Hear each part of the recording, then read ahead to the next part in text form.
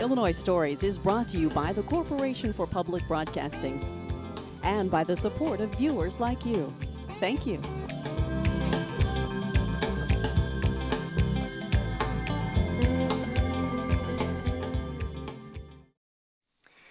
Hello, welcome to Illinois Stories. I'm Mark McDonald in Potomac in Vermillion County on the banks of the Middle Fork of the Vermillion River at the Ascendant Instrument Company.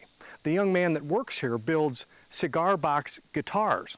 And shortly after he started building them, he said, well, I need a shop to build them in, so he built this shop too. I think you'll be surprised, like I was, at the music that can come out of a cigar box guitar.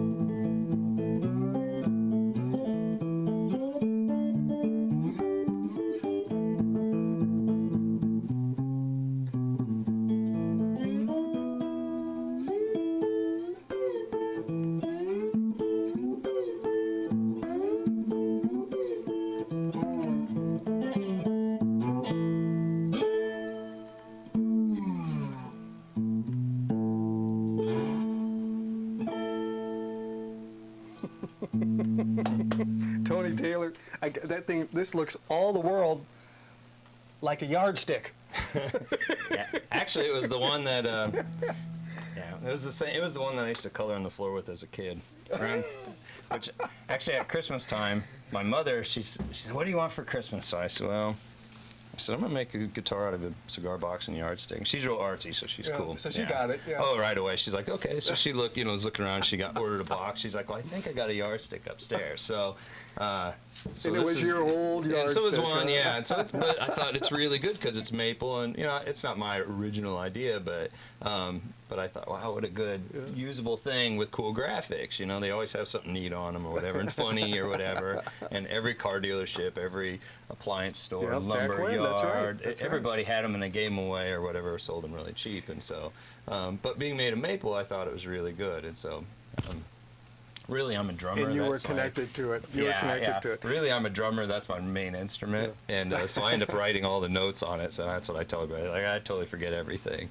And so I like the idea of that you can implement it in something like this and kind of be crazy with it. I asked you when you were going to demonstrate one of your instruments, I said, which one do you want to play? The one that you like the best, it sounds the best, it looks the best, and you said, my first one. And this is the first one you made? Yeah. So wow. I felt like I got it right the first time. That was the cool part. So and even hand wound the pickup, totally made it all myself and everything. And so but I understand mechanics and everything of how an instrument should work, even though I had never really built a full guitar. I'd always messed around with stuff, but never really built all the way through, And so this is actually the first guitar instrument that I went. And this is a guitar box.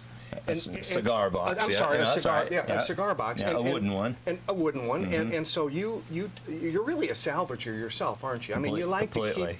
You say, well, you can't throw that away because that'll be of some use for something. Yeah, so you just can't keep too much stuff. You got to have like this happy medium, otherwise you got a whole yard full of stuff. A cigar box, and there are other people around the country doing this. Oh, definitely. Yeah. But this is remarkable because this is your first one. Can you describe what all the this looks like a spoon, for instance? What is going just on? A spoon as a sound hole, so you have some acoustic, So if you wanted to play it in a room or even record it, and you can put a microphone up to it, and it sounds really good. They're just low in output because of a small, resonating surface. And an old key. Just an old key as a bridge and a fork as a tailpiece, right? And then I think some of the electronics were actually ripped out of an old guitar, but now I buy parts and do all my own, it's because you want electric since, and I'll make all my own pickups, so it's a wood bobbin that I cut, just like a sewing bobbin, only it's rectangular, and I make it out of wood, and use industrial Alnico magnets, and wrap about 6,000 to 8,000 wraps of thread wire, and you get sound.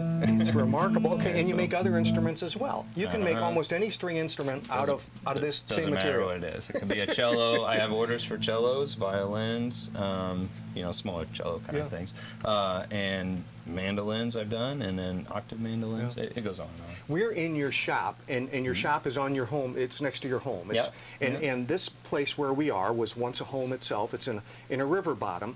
And so what you did was you tore the house down, kept the concrete floor, and then you built up from there. And so this is your studio where you make your cigar box guitars. Originally, it's only like 300 square feet, and I thought, okay, I don't want to add concrete. What do I do to make it usable for what I want? Well, you go up. Right, and the next time it floods, you're up above it. So it makes a lot of sense. Nothing should get wrecked. That's the During this program, you're going to play a little more for us, but mostly we're going to see the process of how you make these and put them together. Yeah, we'll kind of walk through each step and how I think about it and how we go about it. Terrific, thank you. Yeah, no problem. Appreciate it.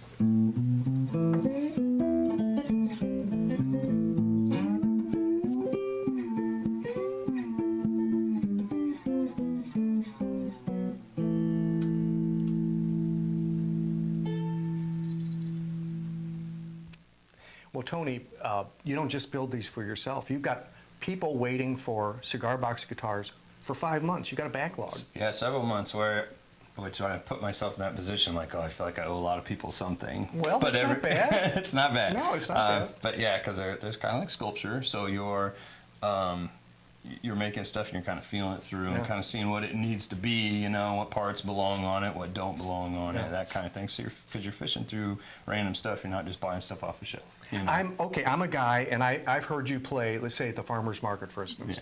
And I say, I got to have one of those because I want to learn, and it looks like the best, easiest way to learn, and it sounds good, right?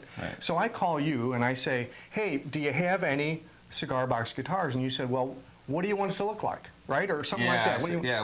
What colors do you like? What are you interested in? What kind of art do you appreciate? You know, those kind of questions. What do you like hunting and fishing? Do you like, you know, just kind of everything? Feel them out. If you know them, then you'll kind of know where to go. Yeah, and what, you know, did you play guitar? Did you give it up? Do you still play? You know, so all those kind of factor in. And so I'll end up saying, okay, well, I have a bunch of boxes, and I'll email you a bunch of pictures, and you kind of pick one, and then we'll go from there. And so, okay, let's pretend that I picked this one. Show me what we're working on. Which I love, you know, they're cool and real rustic looking. But so what I do is I end up saying, okay, this one works good, and you want a 3-string guitar, and I'll say, okay, I get that, and I know what this is going to sound like even before it's done. I kind of got, you know, in my head. Okay. Yeah, well, no, I just know by listening to stuff. You know, I'm a drummer really, so. So what I would do is I start collecting pieces and parts. So, you know, this is an old drawer pull, and I thought, oh man, that would be so cool, maybe as a headstock, you know, kind of thing. And then these grommets would be cool as sound holes. Well, you know, you need a jack to plug it in, so I collect a few of those. Keys for brackets. You know, bolts that will work for the nut where the strings come across, you know, and then just, you know, whatever else. So I end up finding it and making it work, and then, so you end up starting off by saying, okay, and send them a picture and say, this is kind of where I'm heading at, or whatever, you know, and just let me know, you know. But a lot of people are like, just build what you build, you know, and because they're like, it's your thing. They want to be surprised. Yeah, I want to be surprised a little bit. Okay, and so now you got to do the fingerboard, which is, we'll talk about this in a minute, but you start out with a piece of wood like this, huh? Yeah, poplar works really good. It's lightweight, it's light in color, so you could stain it real dark if you want to do kind of violin or dark, you know, antique kind of finishes. It's strong enough, and you can buy it in, you know, 1 1/16 they use for cabinetry.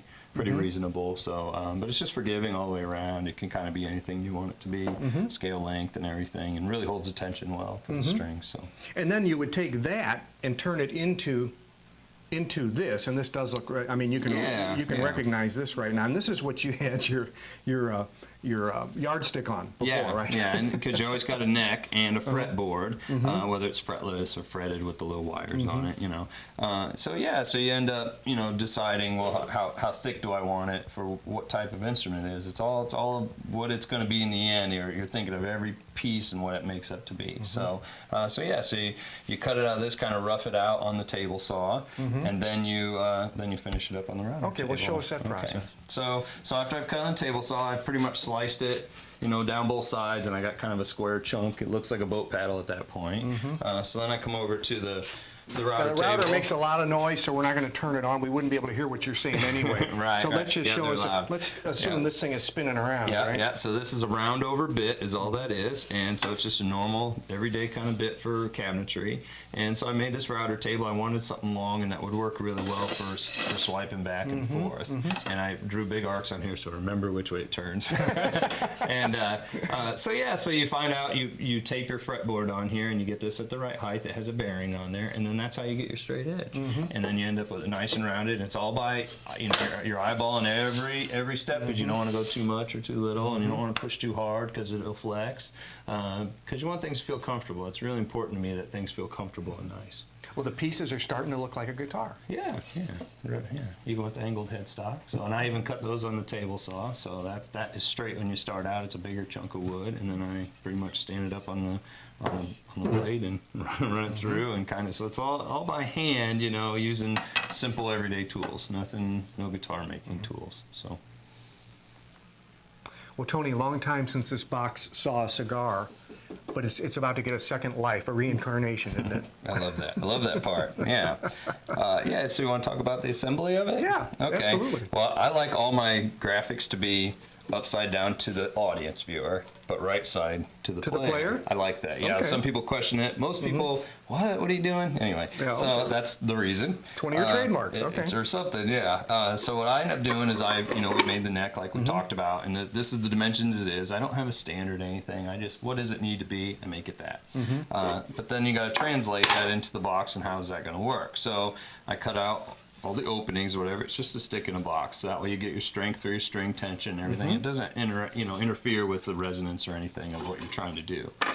So on the table saw, you cut both sides out, and you got your box ready. It'll accept the neck, and you put it in there. And then I use old keys that I bend and everything, and so just to make regular brackets. So I end up screwing that in and making it all work so it all fits nice and comfortably. And so you could conceivably take this apart very easily as well. Yeah, you could take it all apart. So what if you stepped on the neck and broke it? I mean, it probably never happened, but what if? And I like the idea of that it could all come apart, and you can do anything you want to it. So yeah, so once you get it all together, like that, and then yardsticks or any maple or any kind of wood. It's funny. So even that, the graphics would go upside down. Now none of these guitars would have frets. They'd all be slides, right? You can fret them too. Some people prefer them to be fretted. Yeah. Okay. It just depends on what kind of player you are, if you feel comfortable or not. So then I would basically find where that needs to go, and then a bunch of clamps and glue it all on, and then it's your fretboard. Now the one we heard, the very first one you made,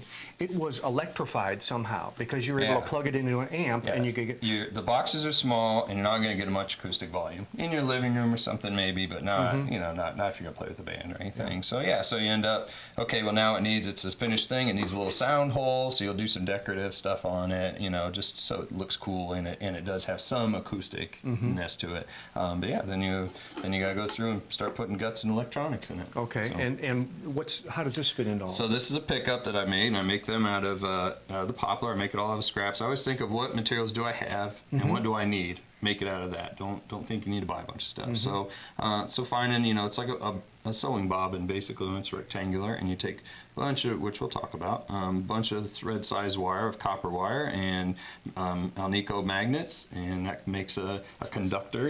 So once the string vibrates, it sends a signal to your amp.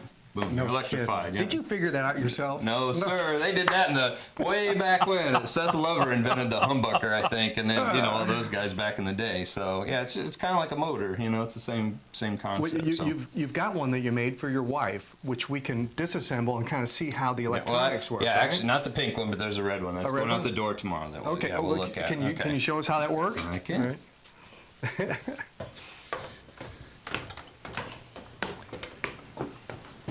Well, Tony, you get your exercise up and down in this shop, don't you? Yeah, they're pretty steep steps.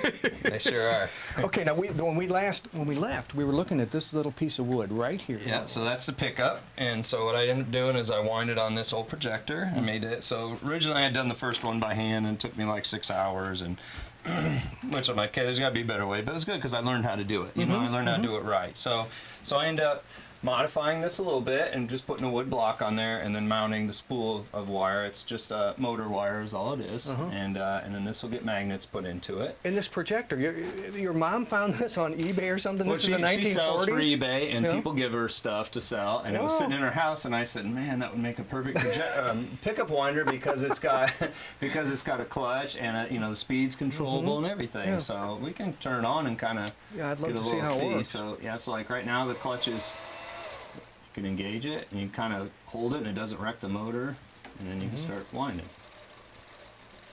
But you still have to be very attentive, don't you? Because you got to get the lays just right. But you can grab it and kind of see how you're doing, and then let it go again. See how kind of get taken away on you. And you can. But they're all different. And they're all you gotta. The more wraps, the more output it has, and it really matters how you do it. Yeah. So. Yeah. But you can do what did take you 6 hours, you can do in probably 15 minutes, can't you? Exactly. So you really cut down on your time. Wow, that's neat. So, that is neat. Yeah. So I got 2 of them, so I'll be able to set both of them up. That's pretty much how sound comes out. So let's see where that fits into the instrument. All right. So we've taken one apart. Is all we did. This one actually goes out tomorrow, so I got to mail it out. But you can see this is a finished pickup, and so I just painted it black, but it has the magnets already in it. Okay, so this is embedded in the box? Yeah, so I have to cut a hole in the box actually and mount it with these screws and the springs, so so you don't want it to contact the top too much, otherwise it's too noisy. Okay. And the wires wound in around? In around there, and then covered with tape, just like a medical tape. But this is what makes it. And then I've soldered the wires to it, to your volume control, and then your output jack. So that's it. Remarkable. Yeah. So it's pretty simple, huh? Not for me, but for you apparently it is. And this could be anything, but something metal in this hole makes it resonate a little bit. Just to let sound out. If you it's just a cover. That's just a nice cover. If you just cut a hole in it, acoustically it sounds, and you could record it. And it sounds cool. So loud enough for your living room. Yeah. That kind of thing. So but we can put this one together and then kind of hear it. That'd be terrific. Let's do that. You get those strings hooked back up, and we'll do just that. We got to fish them through.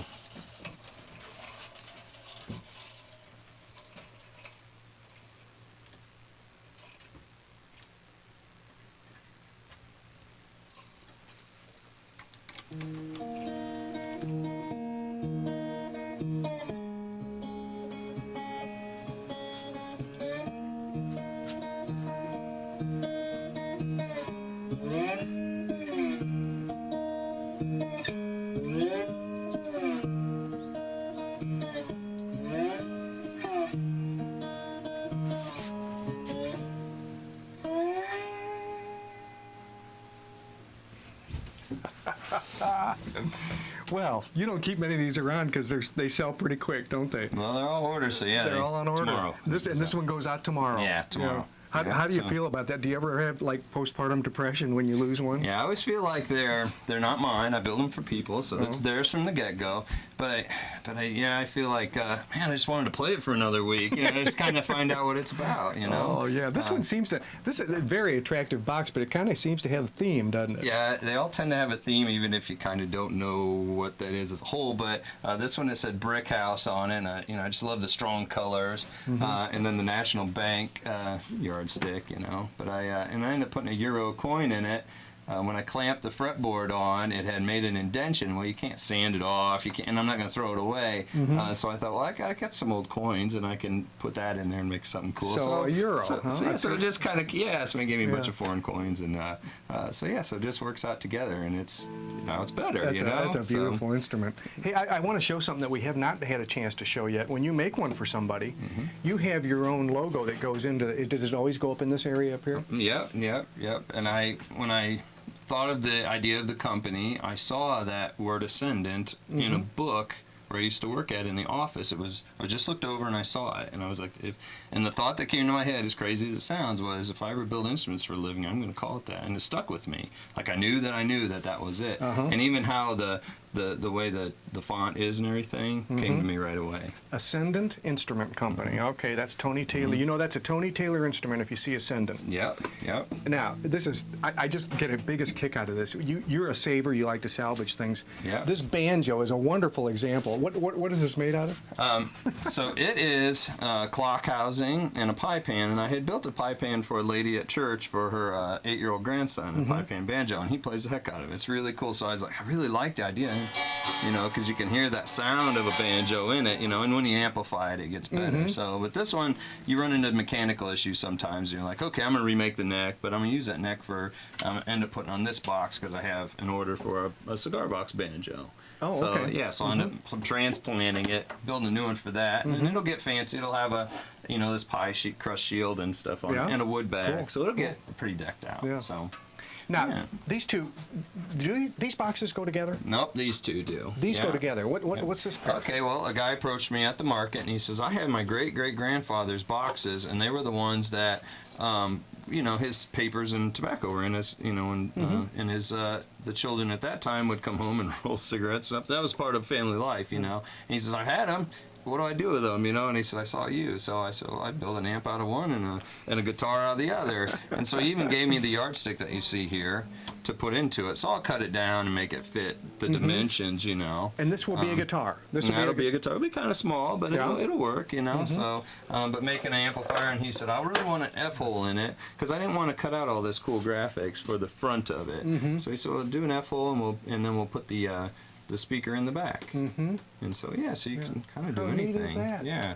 Now, I've asked you to get out a collection of cigar boxes, which you have done, and this is just a small part of your collection, but these will probably all be guitars one day. Yeah, this one actually, a young girl approached me and said her grandfather had just passed away, and could I build her guitar out of one of his boxes? And so I'm getting a lot of these family heirlooms to make, you know, kind of like scrapbooks, you know. Look at that. That's lovely. Isn't that great? Yeah, that's really beautiful. So you get projects like that, and I really respect that. And then you just find boxes that are cool and will work, you know, all wood. So people think the paper ones are cardboard, but they're all wood, and they're new, you know. So you got to look around, and people give them to me and everything.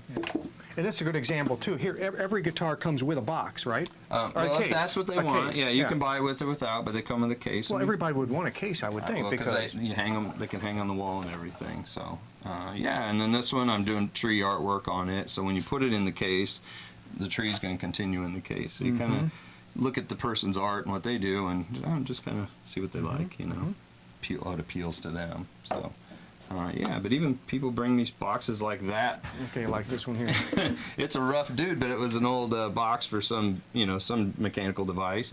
And he bought a house, and he said, hey, I got a whole bunch of stuff. Can you make me a guitar out of that? And so I'm like, well, sure. Well, so let's see some of that stuff that he expects you to use. Well, I mean, you're not above it either, are you? No. So, you know, just these vent holes from houses, and just, you know, an old level, old wrenches. Yeah, you'll figure something out. Yeah, old bottle opener. And if it doesn't work in this guitar, it might work in another guitar, exactly. right? He's like, whatever you don't use, then it's all yours. So yeah, and isn't that cool? This one's noteworthy too. This is a beautiful pink one because your wife thought she needed a guitar. Yeah, too, she needed a guitar, and I want to do a tenor guitar, which is a 4-string kind of tuning octaves like a violin, that kind of thing. But it's, you know, it's more of a rhythm guitar, and yeah. So I made the box and put the paper on and everything. So yeah, but it all electric and everything. Now in this case, though, you didn't take a cigar box. You made this box. I made that one out of cedar. Because you wanted to cover it the way you wanted to. And I wanted more acoustic volume.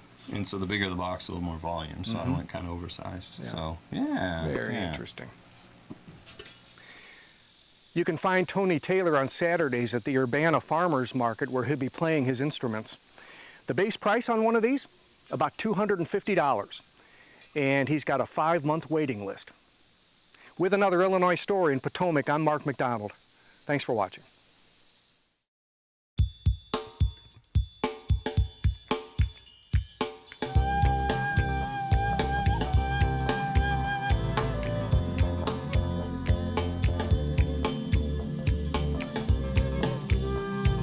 Illinois Stories is brought to you by the Corporation for Public Broadcasting and by the support of viewers like you.